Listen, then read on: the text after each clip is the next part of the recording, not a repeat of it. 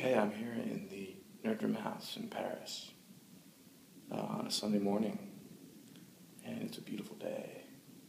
So it's great to see some of the works in sunlight, or at least in partial sunlight, depending on the room here.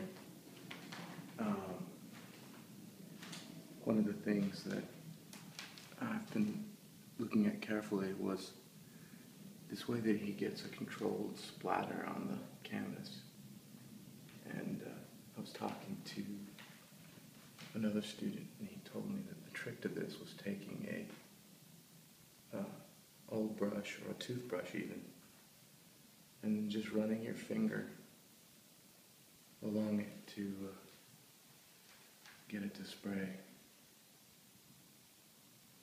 So I'm looking forward to trying that out. I think it really helps create a sense of oxygen in the image.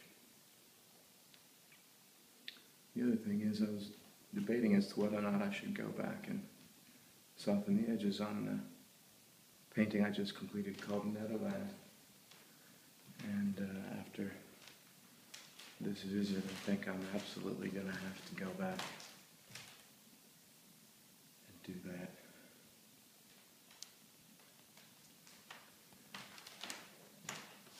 I think one of the continuing revelations of Odd's work is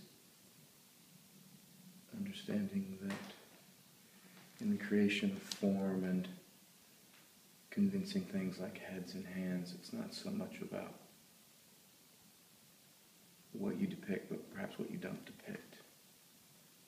So letting one's imagination fill that void, if you will, on the completed hand or head. I mean, you can see just everywhere you look from one head to another here. It's so beautiful, but if you look carefully, what is it that makes up those heads really? And it's just great economy and creation of form.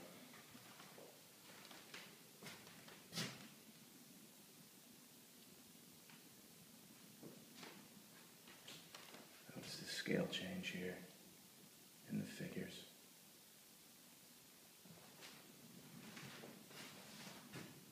Beautiful.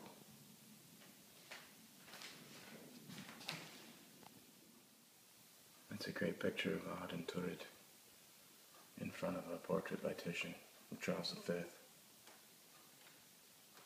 I'm trying to remember if that's in the National Gallery or if that's in the Prado. I don't remember. But another thing that I think is so important is this idea of textures, reflections and shadows, and just being able to manipulate that in some convincing fashion, although, again, with a certain economy. And you can see how he executes that here. So beautiful. And again, there's just a wonderful head for you.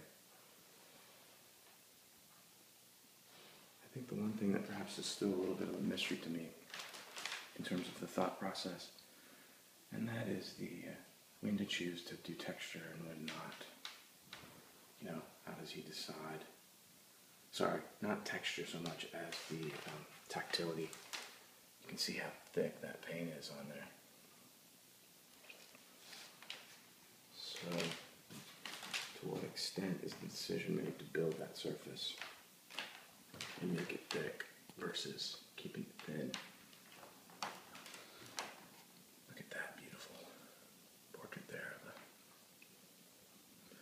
almost appears to be a Roman horse, a Roman soldier and horse there. Look at that. Wonderful. So, and again, heads. Look how little is there. Look at that.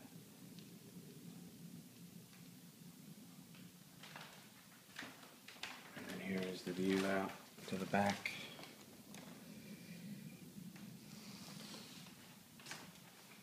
And then looking in here.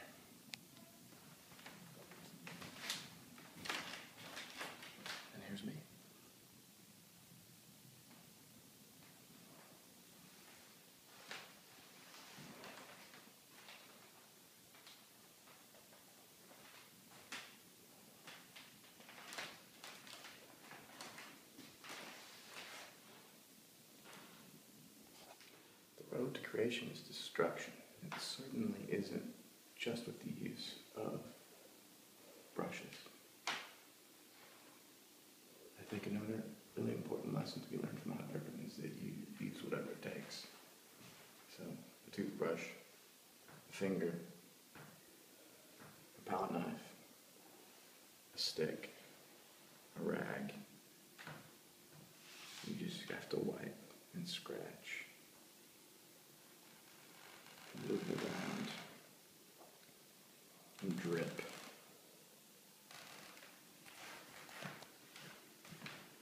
And I think all of these really do help contribute to a sense of unity in the painting, so that, he really does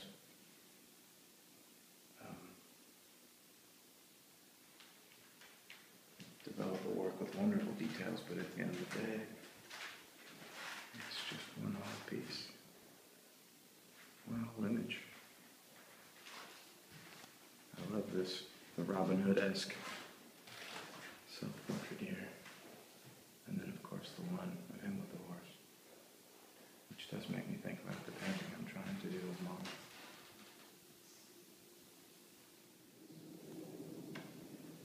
So here's a lesson for you in temperature, and also control value with all cool colors, mostly.